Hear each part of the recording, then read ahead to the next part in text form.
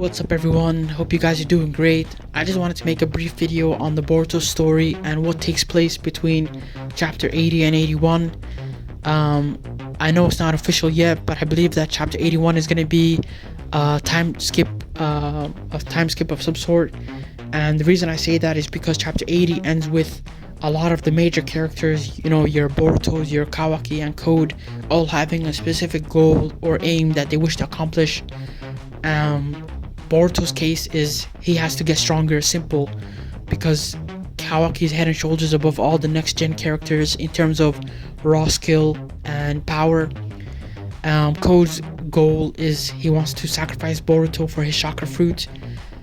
You have Kawaki, whose goal is to hunt down Boruto because Boruto is a threat to his goal of protecting Naruto's legacy. And I know we can get into Kawaki's mind frame and how twisted and demented his actions are.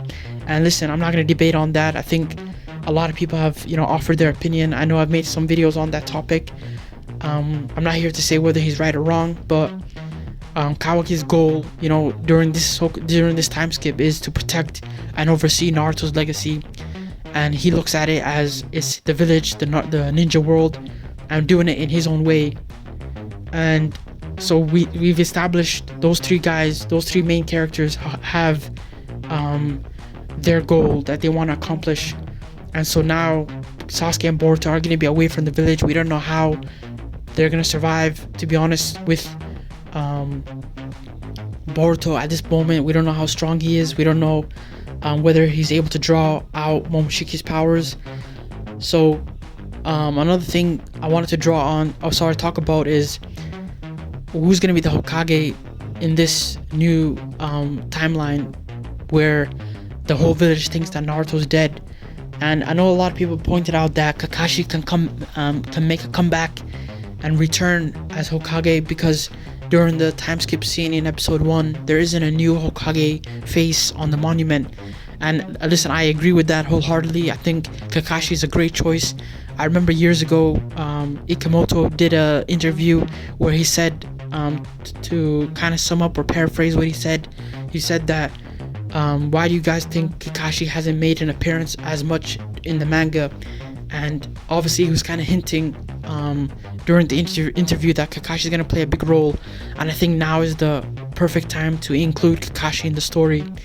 The only issue I have with it is, and I wanted to ask you guys what you guys think on this, is how is Kakashi going to fare when in this new scenario of Eida being in the village, and you got Kawaki and you got Damon.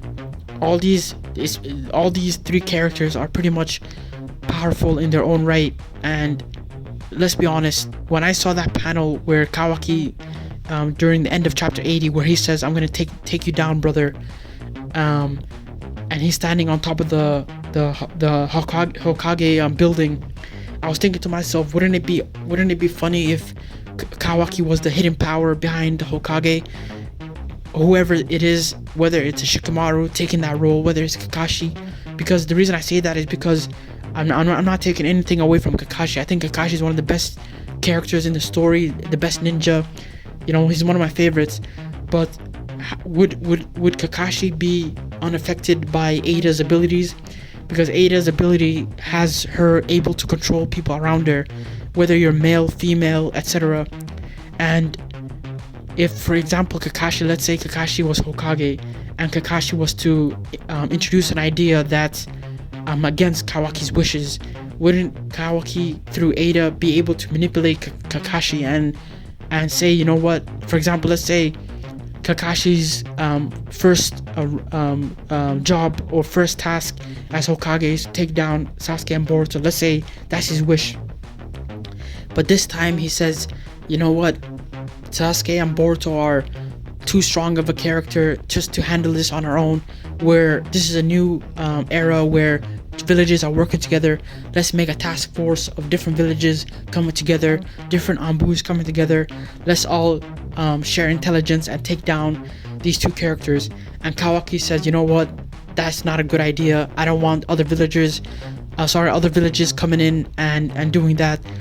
Let's handle this on our own. And through Eida manipulates Kakashi to change his mind, how would you guys react, in that scenario where Kakashi's in the story and he's not able to do all that he wants to do because behind the scenes you have these super powerful characters. That's Eida, Damon, for example. If things get ugly, Damon is the enforcer, and then you got Kawaki in his own right.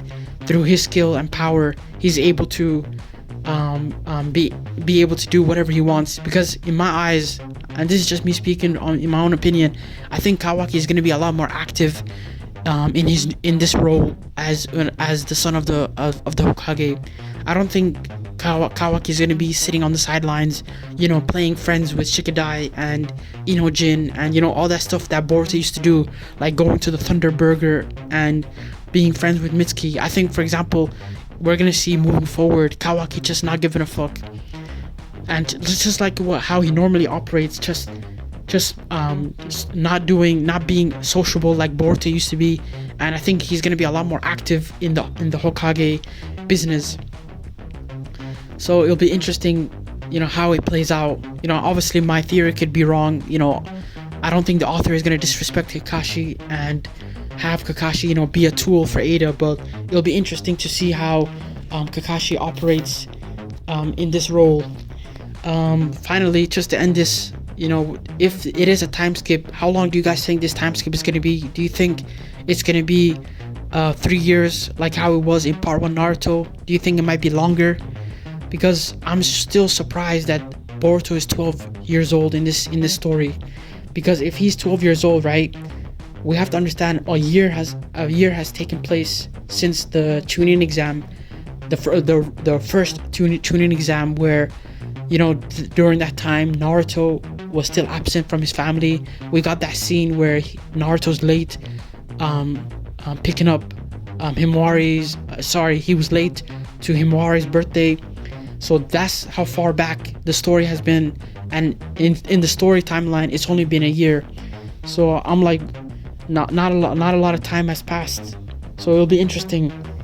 In my opinion, I think it might be 4 years, just so that they can, if Boruto's 12, just to kind of give him that age 16 timeline, like how Naruto was in part 1, when they changed over from when Naruto went from 13 to 16. So that's what I'm thinking. Anyways, I would love to hear what you guys think. Please share your thoughts and opinions, leave a like and subscribe, and enjoy the rest of your day.